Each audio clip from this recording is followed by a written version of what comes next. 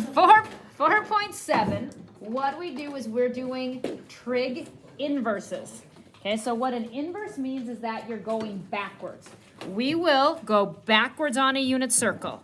We will do trig inverses on a calculator, and we'll even look at triangles all within one lesson, okay? So starting with the unit circle, you're used to going forward. So just some examples, okay? Going forward, if I want you to find the cosine of pi over 3, okay?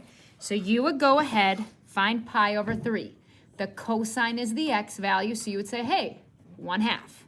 Okay, if I ask you to find the tangent of 3 pi over 4, okay, you would go ahead and say, all right, 3 pi over 4, tangent is y divided by x. If I take the y value divided by the x value, positive divided by a negative would be a negative. Square root of 2 over 2 divided by square root of 2 over 2, that would be 1. Now what happens when we do inverses? The notation, they have a little -1. This means we're doing an inverse. We are going in reverse. They are going to tell you, like they'll say, the inverse sine of square root of 2 over 2. What that means is you are looking on the unit circle and saying, okay, where is the sine? Where is the y value? Square root of 2 over 2. You would say pi over 4. But because the unit circle, when you think back of the first section of this class, when we graphed, you can go around and around and around and around. You could actually find an infinite amount of solutions, positive or negative. Well, we don't want an infinite amount of solutions. We want one solid solution. So when it is an inverse, when you have that notation, they have you look at just specific areas of the unit circle. If it is a sine, you are looking at the right side. Your solution has to come from quadrant 1 or quadrant 4.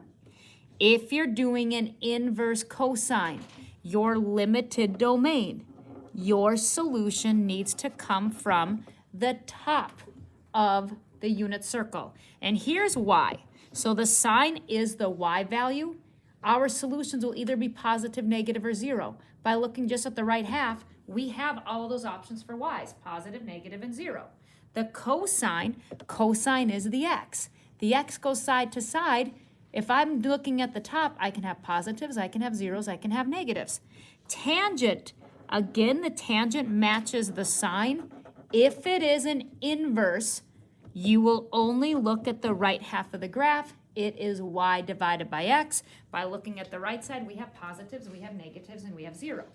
But you only restrict where you look if it is an inverse. Okay, so as we do this, I'm going to go this direction. So we'll do these 3, then these 3, then these 3, because that way we'll start with basics and then get a little bit tougher. Okay, so this is an inverse sine. If it's an inverse, we have a restricted domain. We're only looking at quadrants 1 and 4. The sine is the y value. So in quadrants 1 and 4, where is the y value? Positive square root of 3 over 4. Well, positive, it's going up. Oh, sorry, square root of 3 over 2. Positive's going up. The y value, square root of 3 over 2, that is at pi over 3. That's your answer. It's like cracking a code. It's like cracking a code. It's so cool. Okay, so inverse cosine. Inverse, limited domain. Cosine, it's an x. Because it's a limited domain and it's a cosine, we're looking at the top.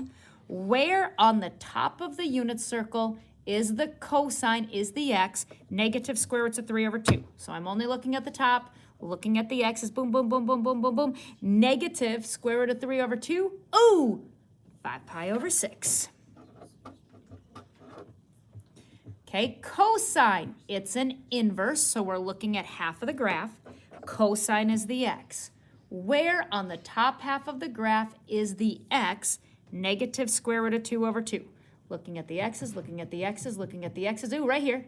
Negative square root of 2 over 2. Ooh, 3 pi over 4. Done.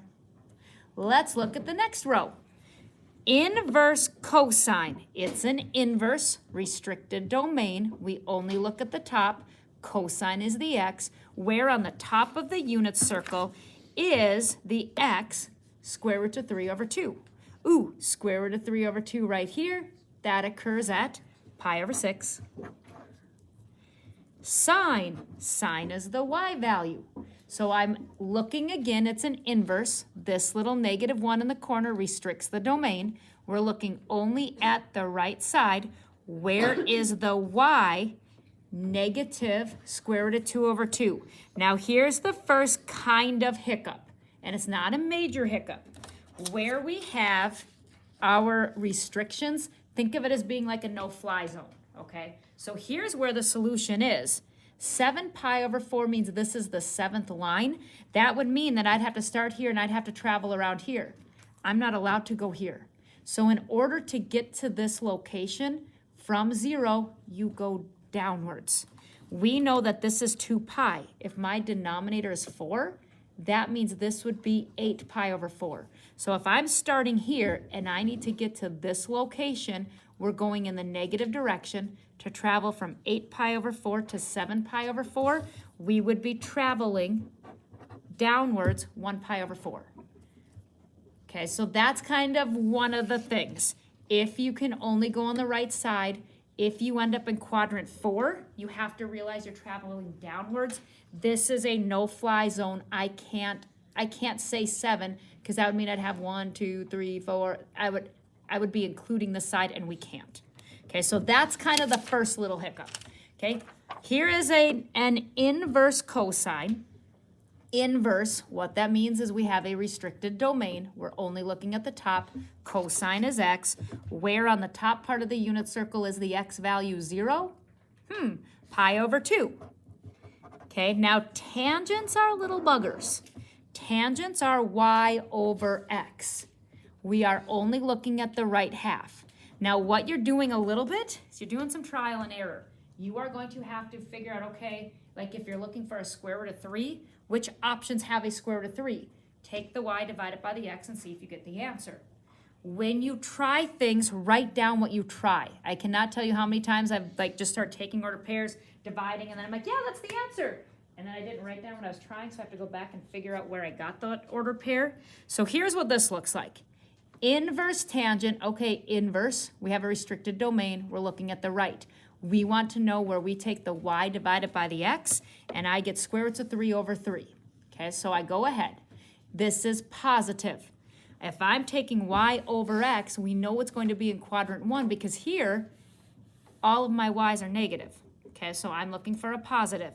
If I take y divided by x here, that would be undefined. This would be a 1. This would be a 0. So we have it narrowed down. It has to be one of these two because they have square roots of 3. Try one. Do you want to try pi over 3 or pi over 6?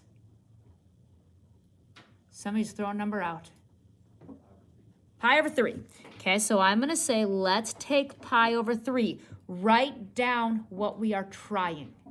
Okay, I'm trying to figure out the tangent of pi over 3. You take the y value, square root of 3 over 2, divided by the x value, 1/2. I cannot divide fractions. Square root of 3 over 2, change divide to multiply, flip the second one upside down, the 2 cross cancels, gosh darn it, it is just a square root of 3. Okay, so that didn't work. Let's try pi over 6. So write down pi over 6 so you know what you tried. Pi over 6. Take the y divided by the x. See what we get. The top stays the same. Change divide to multiply. If I flip the denominator upside down, it's 2 over the square roots of 3. 2 cross cancels the 2. Giving me 1 over the square root of 3. Uh-oh, that doesn't work. We have to rationalize the denominator. Hey, when I rationalize the denominator, we got the square root of 3 over 3. So where on the right side of the graph is the tangent square root of 3 over 3? Pi over 6. That's as hard as it gets. You have to sometimes try them with a tangent until you know what it is. Okay, here's another one. Inverse tangent, so it's on the right side. It's a negative. Okay, if it's negative, we're looking at the bottom because y divided by x would be a negative value. we want to end up with the square root of 3. So this is why it's nice if you try things. We tried a value in the first quadrant and we got a positive square root of 3. That was at pi over 3. I know if I take that ordered pair, the x and the y in that order, when I simplify it, I get a square root of 3. I just need a negative. So where in the fourth quadrant do I have that exact same order, the same x, the same y, just one's negative? Where would that be? 5 pi over 3. So let's try it first though. So let's take 5 pi over 3 because it follows the pattern for something I tried earlier. Take the y, negative square roots of 3 over 2. Divide it by the x, 1/2. I cannot divide fractions, so I keep the top the same, change divide to multiply, flip the bottom, it ends up being negative square root of 3 over 3. Yes, perfect. But I can't put 5 pi over 3 because that would mean I'm going 1, 2, 3, 4, 5.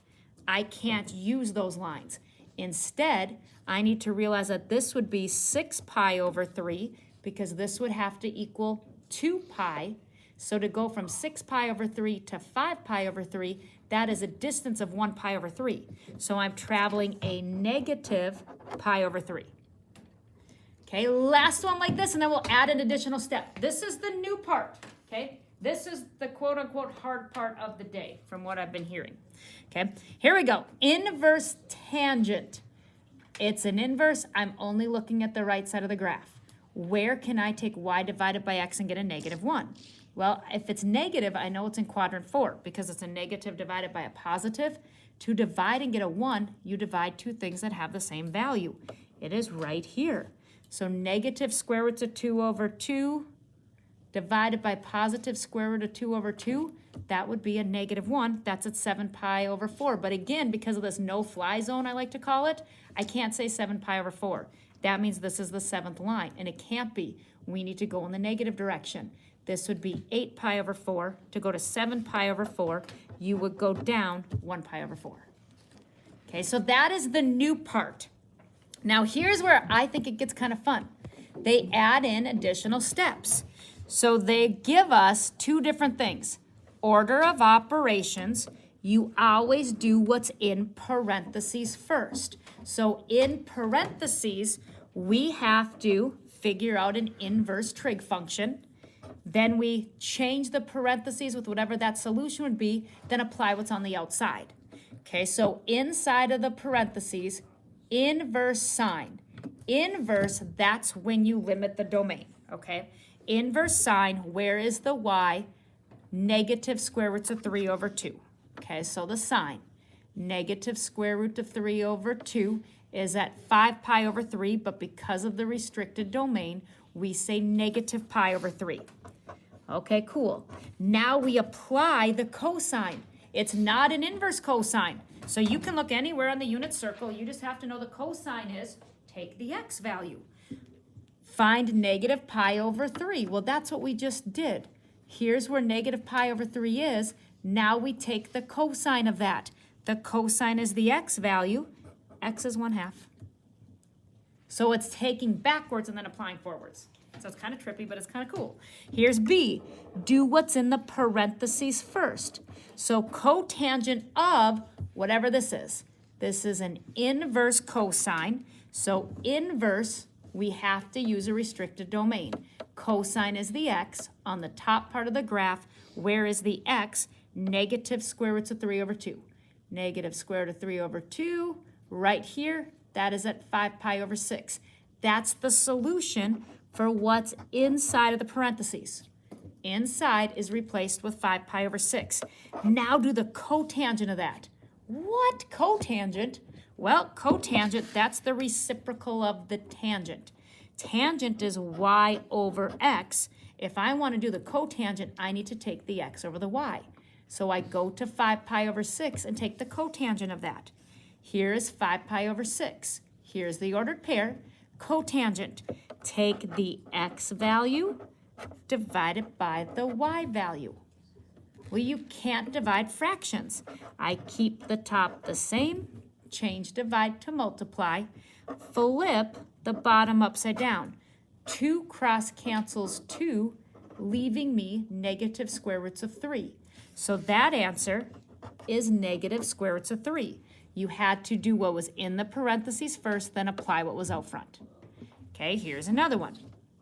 Tangent, oh darn it, those darn tangents.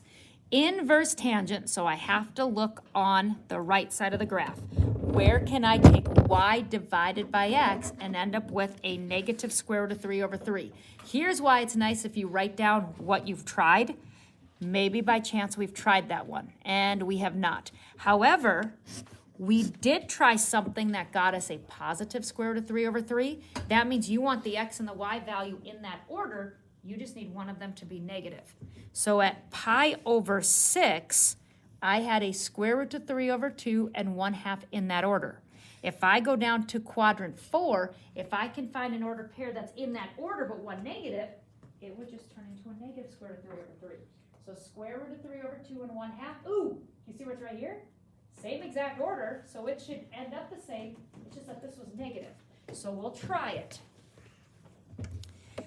11 pi over 6. Okay, that's what I'm trying. We're finding a tangent.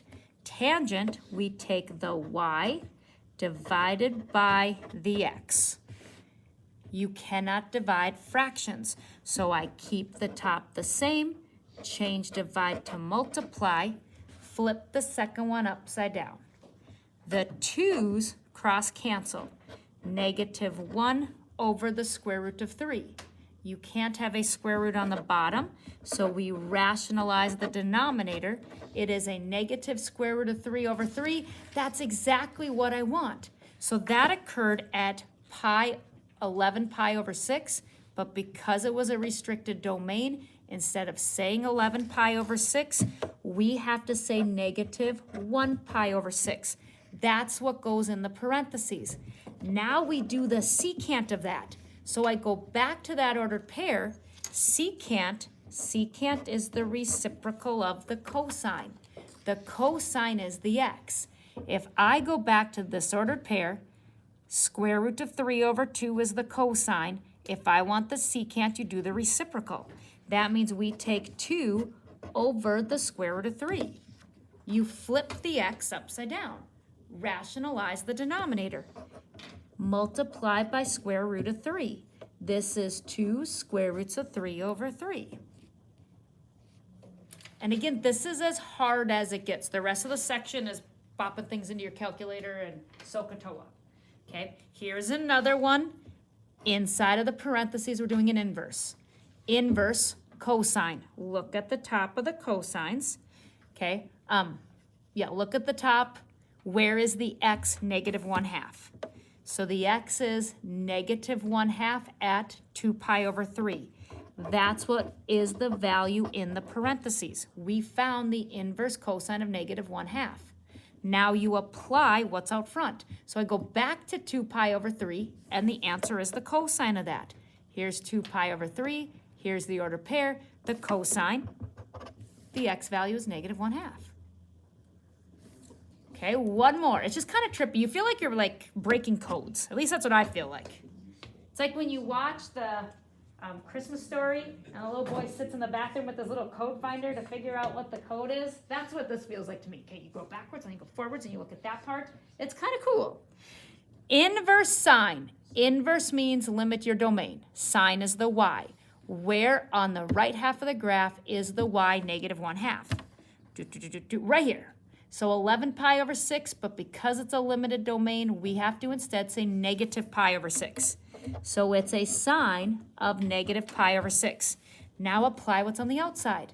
So if I go to negative pi over 6, I want the sine value. Okay, cool. Here's negative pi over 6. The sine is the y value, negative 1/2. So you could just cross them off? Because they're inverses. That's how it'll work. Okay, here's another way where they could go forward or have you do 2 different steps. Sometimes what is in parentheses, sometimes what's in parentheses ends up being going forwards. Notice this doesn't have an inverse sign. Okay, and last hour, this is where they kind of got frustrated with me because they're like, it's a sine, you can only look at the right side. Or it's a cosine, you can only look at the top. That's if it's an inverse. Notice, these are not inverses. You go anywhere you want. You have to have this little -1. That means you limit your domain. If there's not the little -1, all's fair in love and unit circle. You can go wherever the heck you want. So here in the parentheses, I find pi over 3, and you do the sign. Okay, so here's pi over 3. The sign is the y value. So parentheses are actually square roots of 3 over 2. Now you put in, or you go ahead and apply whatever was outside of the parentheses. Now it's a restricted domain because now there's a -1. So I go ahead and look at the right half of the graph. The sign is the y. On the right half, where is the y? Square roots of 3 over 2. That location is pi over 3. Okay, the next one. In parentheses, this is not an inverse. You look wherever the heck you want. Find 4 pi over 3. The cosine is the x. All right, here's 4 pi over 3. The x is -1/2. That's what the value inside of the parentheses is. It's -1/2. Now apply the inverse cosine. Now we have the inverse. Now you can only look at the top. Where on the top is the x -1/2? Right here, 2 pi over 3. 2 more like this, and then we're totally switching gears.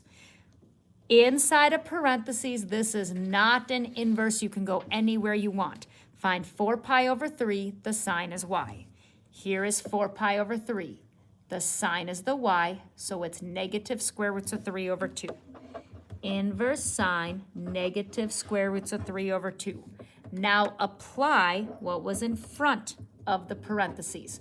Now it's an inverse. Now you have your restricted domain. Where on the right side of the graph is the y, negative square roots of 3 over 2? It is right here at 5 pi over 3. To get here, we need to travel downwards. This would be 6 pi over 3 because this is 2 pi. 6 pi over 3 to 5 pi over 3, we are going in the negative direction, 1 pi over 3. I'm hearing some whispers that this is easy. Thank you. That makes me feel better. I'm like, oh, okay, awesome. So last one, sine. This is not an inverse. Go wherever the heck you can, wherever they tell you. It's not limited. So the sine of 5 pi over 6. Find 5 pi over 6. Here that is. The sine is the y. In the parentheses, we really have the sine of pi over 6. That is 1/2. Now apply the inverse cosine. Now it's an inverse. Only look at the top. Where is the cosine? Where is the x 1/2? It's at pi over 3. So it's all just manipulating this unit circle, being able to go forwards, being able to go backwards. Pretend like you're, I don't know, like a pirate and you're trying to look for a treasure and this is your code. Like, make it fun. I mean, it's kind of cool. All right, the next thing. Obviously, you are going to have angles that do not fit on a unit circle. Not everything's 30, 60, 90. Okay, when that happens, what you end up with is using a calculator. When we are doing the calculator, you always want to make sure that you are in the correct mode. So if I look at the directions for the next portion, it says find each angle measured to the nearest degree. You want your calculator to tell you a solution in degree mode. So check your calculator. If you're in radians, switch it over to degree. Okay, what we're doing is you are solving for the angle. The angle is the capital letter that is next to the trig function. If I have the tangent of z and I know it equals 0.4848 and I want to find out what z is, we need to cancel the tangent. In order to cancel a tangent, you use an inverse tangent. What you do to one side of an equation, you do to the other. Inverse tangent cancels tangent. Z would be alone. This you put into your calculator. In order to get the inverse, notice on the keys they're located above the sine, cosine, and tangent. You'll see that they have that little -1 indicating inverse. Hit the second key, then hit the trig function you're looking for. We're looking to cancel a tangent. It's inverse tangent of 0.4848. They opened a parenthesis for you, meaning that they're important. Make sure you close when you're done. Hit enter. It says round it to the nearest whole number. 25.8 would round to 26. Go to number 2. If I want to solve for y, I need to cancel a sign. To cancel a sign, you need an inverse sign. Inverse sign cancels sign, y is by itself. Second sign, so it's an inverse sign, 0.6293, close the parentheses, round it to the nearest whole number, 38.998, well, that would be 39 degrees. Okay, two more like this. If I'm trying to solve for y, I need to cancel a sign. To cancel a sign, you do the inverse sign. Sign cancels the inverse on the calculator. Inverse sign, 0.6561, close the parentheses, 41 degrees. Last one. To solve for y, we need to cancel a cosine. To cancel a cosine, it takes an inverse. Y equals, plug that in your calculator. Inverse cosine, 0.6157, close the parentheses, hit enter. I have 51.997. That would round to 52 degrees. So that is the second skill for 4.7. It's inverses on a unit circle, then it's inverses on a calculator. Finally, it's inverses using triangles. The big thing here is that you know SOHCAHTOA. So we're going back to triangles. Triangles is SOHCAHTOA. If I am trying to find this angle, sometimes they'll give you a question mark, sometimes they'll give you theta, okay? I think the worksheet has theta, so I'm gonna go ahead and change these to thetas. If I wanna figure out what this measurement is, from the angle you're trying to find, if you draw an arrow, the side that it points to is the opposite. If you draw an arrow from the 90, the side that it points to is the hypotenuse. The third side is the adjacent. Look at your labels. There will always be one label that has nothing next to it. Cross that off. Hypotenuse has 35. We need it. Adjacent has 32. We need it. Opposite, there's nothing there.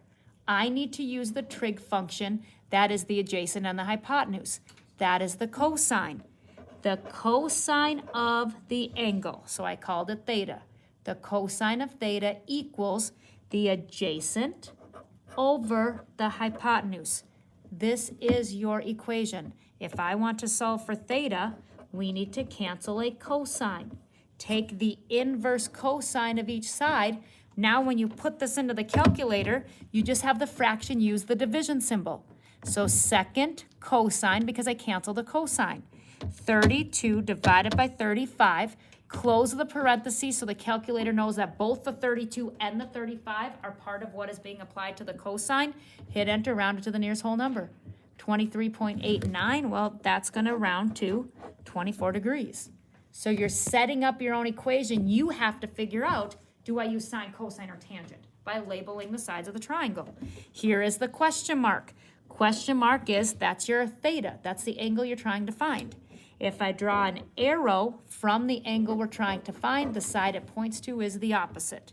If I draw an arrow from the 90, it points to the hypotenuse. The third side is the adjacent. Look and see what side you do not need. Opposite has a number, hypotenuse has a number, adjacent does not. I need to use the trig function that utilizes the opposite and the hypotenuse. That is the sine. So I go ahead and I use the sine to create an equation. The sine of the angle, the sine of theta, is the opposite over the hypotenuse. To cancel a sine, you have to take an inverse sine. So theta on the calculator, second sine, 31 divided by 46, close the parentheses. It's in degree mode, so my answer is degrees. It would be a 42-degree angle. Now, I have a lot more examples of the triangles. I hear a lot of you flipping your paper over, which is just fine. It means you're ahead of me, meaning you probably understand it. So on the back side, instead of doing 4, are you good if we just do 2? Okay, and then I will give you your worksheet today. Today and tomorrow, the rest of the time, you would just have a worksheet work day. So knowing I saw about half of you were ahead of me. Okay, let's do 7 and 8, make sure we've got it, and then call it good. Okay, what I'm trying to find is where the question mark is. More often than not, instead of a question mark, they'll have theta. Okay, from theta, Draw your arrows so you can label. Across from that angle is the opposite.